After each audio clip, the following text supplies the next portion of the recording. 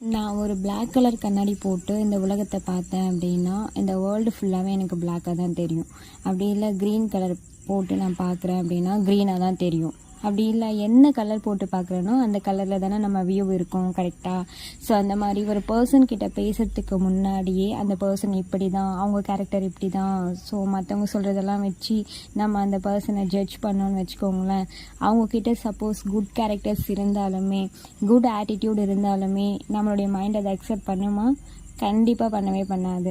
So ஒரு பர்சன்கிட்ட நம்ம பேசும்போது அந்த பர்சன் குட் ஆர் பேட் அப்படின்றத நம்ம பழகி பார்த்து தான் அவங்கள ஜட்ஜ் பண்ணணும்.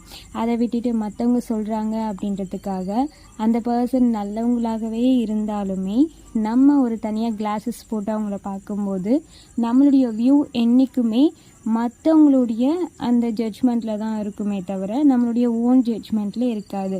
ஸோ தயவுசெய்து உங்களுடைய ஓன் வியூவில் நீங்கள் மற்றவங்கள பாருங்கள், மற்றவங்கக்கிட்ட பழகுங்க. ஸோ புதுசாக எந்த கிளாஸஸும் பார்த்து பழக வேணாம்.